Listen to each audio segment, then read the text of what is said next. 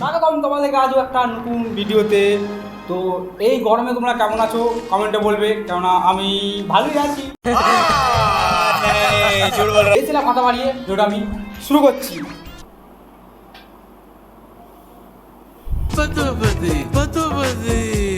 আগে ডাক্তাররা কোষ্ঠকাঠিন্যের জন্য ইসবগুল প্রেসক্রাইব করতো, এখন এই বাদবাদী গানটাকে প্রেসক্রাইব করতেছে। মানে কোষ্ঠকাঠিন্যের মনের মধ্যে কি প্রতিক্রিয়া হয় এই বাদবাদী গানটা শোনার পরে, just have a look guys. আমি কোষ্ঠকাঠিন্য। আমি জানি না আমি কোন ফুটো দিয়ে বেরোবো, চোখে কোনো ফুটো দেখতে পাচ্ছি না, আমি ফুটো হারিয়ে ফেলেছি। ওদের ফুটো দিয়ে বেরো না, ওদের ফুটো দিয়ে বেরো না।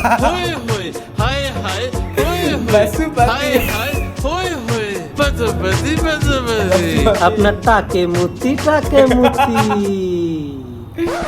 হে হোয়াটসঅ্যাপ বন্ধুগণ, ওয়েলকাম টু নিউ ভিডিও। আজকের ভিডিওতে এমন এক সঙ্গীত শিল্পীকে নিয়ে চুলচেরা বিশ্লেষণে আলোচনা করতে চলেছি, চিরুনি তল্লাশি করতে চলেছি যেই সঙ্গীত শিল্পীর সাথে সং এবং গীত দুটোর অনেক দূরের সম্পর্ক। বন্ধুগণ, বিগত বেশ কয়েকদিন ধরে ফেসবুকে একটি অদ্ভুত তিতি বিরক্তকর টিউন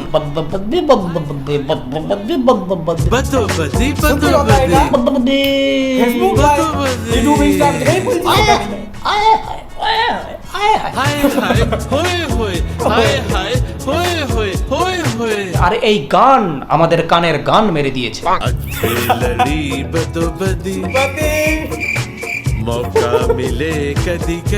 এটা কোনো গান নয় বন্ধুগণ, এটা একটা হিপনোটিজমের প্রক্রিয়া। এটা শোনার পরের থেকে আমার মাথায় রীতিমতো বাদ্যবাদী আর ওই হয়ে হাই হাই করতেছে। লোকে ঘুম পাওয়ার আগে হাই তুলে না, এই গান শোনার পরের থেকে আমি হাই তুলি না। আমি কি করি, এরকম করে ঘুমাই। ঘুম থেকে ওঠার পরে এই লোকটার মুখ দেখার পরের থেকে মাথার মধ্যে এই টিউনটা যে রীতিমতো ঘোরা শুরু হয়েছে বন্ধুগণ, না বিরক্তিকর অসহ্যকর গা গিন গিন করা একটা লোক, গলার স্বর একটা টিউন। এই লোকটার মুখ দেখে না অনেকটা মনে হয় ফোড়া ফাটার মতো। মানে ফোড়া কিন্তু বিষ ফোড়া বা লোম ফোড়া নয়, এটা বড় ফোড়া বা কার্বাঙ্কল। যেই ফোড়া পাকার পরে বা ফাটার পরে একটা অদ্ভুত রূপ ধারণ করে, এই লোকটার মুখ দেখে মনে হয় সেরকম ফোড়া। মনে হয় টিপ মাইরা গালায় দিই যাতে আর গান গাইতে না পারে। আর এই লোকটার সাইড প্রোফাইল থেকে দেখলে মনে হয় ঘোড়ার পথ দিয়ে যেরকম লেজ বাড়ায় ওই পোর্শনের মতো লাগে, সেম দেখো।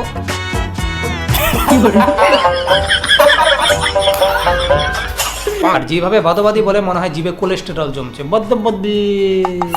জিভ ভারী হইতে হইতে মানে মাটি টাচ করে ফেলাবে। শুধু শরীরের ওজন বাড়ে নাই, জিভের ওজন বাড়ছে। মাতালরা বেশি মাল খাওয়ার পরে যেরকম কথা জড়ায় যায় না, ঠিক সেইভাবেই লোকটা গান গায়। আর এরকম অসহ্যকর কুৎসিত একটা গানকে লোকটা হাসি মুখে অবলীলায় যেভাবে করতেছে, সেইটা দেখে আরো গা গিন গিন করতেছে।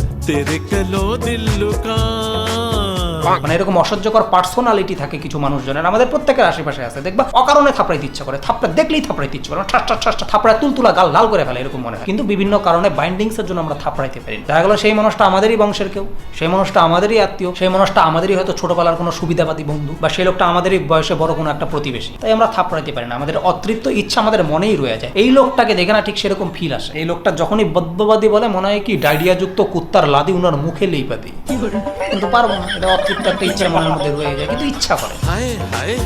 এই টাকলা কাকার গান যেরকমই হোক না কেন, তার সামনের ম্যাডামটা কিন্তু বেশ ভালো পেয়েছে। মানে কাকার ভাগ্য আছে বলতে হবে।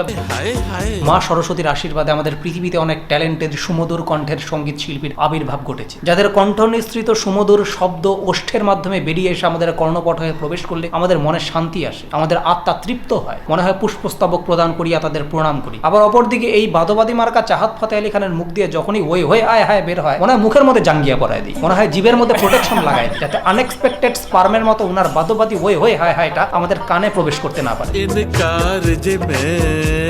আবার নামও রাখছে অদ্ভুত, চাহাত ফাতে আলী খান। উনি হয়তো স্বনামধন্য সঙ্গীত শিল্পী ওস্তাদ রাহাত ফাতে আলী খানের ফ্যান। আপনি ফ্যান না, আপনি ময়লা ফেলার ভ্যান। বলার মাধ্যমে যে ময়লাটা বেড়ায় আসতেছে ওইটা আপনি ডাস্টবিনে আগে ফেলান। বিশ্বাস করেন আপনার এই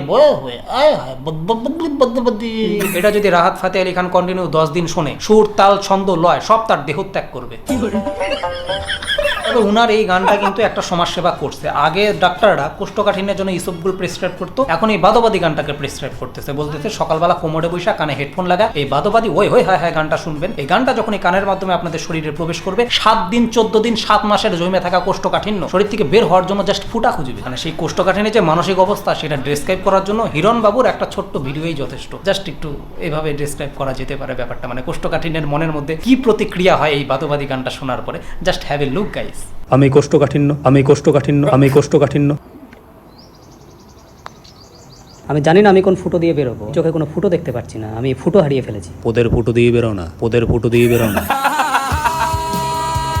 বন্ধুগণ, ভগবানের সৃষ্ট সবাই কিন্তু সুন্দর। ভগবান কোনো না কোনো কারণেই এই ধরনের সিঙ্গারদের পৃথিবীতে পাঠায়। যেরকম ভারতে জিনচাক পূজা, বাংলাদেশে হিরো আলম, এই চাহাত ফাতে আলী খান কোথাকার আমি জানি। এদের মাধ্যমে, এদের কুৎসিত গানের মাধ্যমে কিন্তু ভগবান আমাদের একটা মোরাল অফ দ্য স্টোরি প্রদান করে। সেটা কিন্তু আমাদের খুঁজে বের করতে হবে। কি সেই মোরাল অফ দ্য স্টোরি? আমাদের প্যাশন এবং প্রফেশন খুব ভাবনা চিন্তা করে সিলেক্ট করতে হবে। গান গাইতে ভালো লাগা আর ভালো গান গাওয়া, এই দুইটার মধ্যে কিন্তু বিস্তর তফাৎ। এখন আমি পায়খানার কোমরে বৈশা গান গাইতে পছন্দ করি এবং সেটাকে যদি প্রফেশন বানাতে চাই, তার আগে আমাদের দেখতে হবে নিজ দিয়ে যে পটিটা বেরোচ্ছে এবং গলা দিয়ে যে গানটা বেরোচ্ছে, দুটো কি একই, পটি তুললো? তাহলে কিন্তু আমাদের প্রফেশনটা বাঁচা চলবে না। যেরকম আমি পার্সোনালি ছবি আঁকতে খুব ভালোবাসি, কিন্তু আমি এতই জঘন্য ছবি আঁকি, ছোটবেলায় একটা গ্রামের মেয়ের ছবি আঁকছিলাম, 5টা লোককে দেখাইছি, সবাই বলছে এটা নাকি ব্যাঙের পৌষ্টিক তন্ত্র।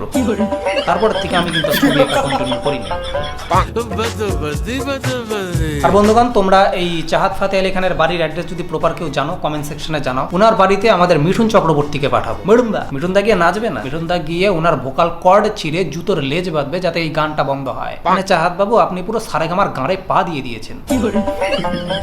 আর এই গানটা যতটাই কুৎসিত, এই গানে কাস্ট হওয়া এই ভদ্র মহিলা ততটাই মিষ্টি। এটা একটা ব্যাপার, একটা ট্রেন্ড চলে এসছে বন্ধুগণ। এখন না সুন্দরী মেয়েগুলো এই গাঁজাখোর, পাতাখোর, মস্তান ছেলেগুলোর পিছনে দৌড়ায়, ওদের পিছনে পাগল। আর ভদ্র, সভ্য, হ্যান্ডসাম, এডুকেটেড, সুশীল, সোবার এই ছেলেগুলোকে সুন্দরী মেয়েগুলো পাত্তাই দেয় না। জানি না কেন, এটা রুচিবোধের একটা অভাব হয়েছে। এই গানটা তারই একটা উজ্জ্বল দৃষ্টান্ত। অনেকে বলছে এই মেয়েটার নাকি সুগার ড্যাডি এই চাহাত ফাতে আলী খান। সুগার ড্যাডি নয়, এটা ব্লাড সুগার ড্যাডি।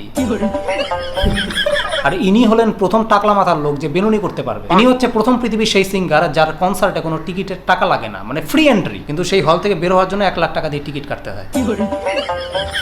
আমার দৃঢ় বিশ্বাস এই ভদ্রলোক টনি কাক্কারের কুম্ভের মেলায় হারিয়ে যাওয়া কোনো দাদা, কাকা, জ্যাঠা, পিসা বা মামা। টনি কাক্কার যেরকম একটা বা দুইটা ওয়ার্ড দিয়ে পুরো গান শেষ করে ফেলায়, যেরকম কুর্তা পাজামা কাল্লা কাল্লা কাল্লা কাল্লা কাল্লা কাল্লা অর্ধেক গান শেষ, সেরকম এই ভদ্রলোক বদ্যবদ্যে বদ্যবদ্যে বদ্যবদ্যে বদ্যবদ্যে এটিতে অর্ধেক গান শেষ করে ফেলেছে।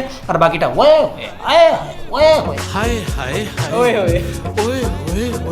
বন্ধুগণ, আজকের মতো ভিডিওটা এখানে শেষ করতে চলেছি। ভালো লাগলে লাইক, শেয়ার, সাবস্ক্রাইব করে দিও। কোন পার্টটা সব থেকে বেশি ভালো লাগলো জানিও। আর ভিডিওটি পুরোপুরি এন্টারটেনমেন্ট পারপাসে বানানো, কাউকে পার্সোনালি হেড দেওয়ার কোনো দরকার নাই। দেখো, শোনো, এনজয় করো, হাসো, হালকামিতে শুয়ে পড়ো। টাটা, দেখা হচ্ছে পরের ভিডিওতে। Keep smiling. Okay guys, video যদি ভালো লাগে অবশ্যই লাইক, শেয়ার আর সাবস্ক্রাইব করবে। আর সিনেমা হবের চ্যানেলটা দিয়ে দিচ্ছে নিচে। আজকের মতন ভিডিওটা এখানেই বন্ধ করলাম। চলো, বাই।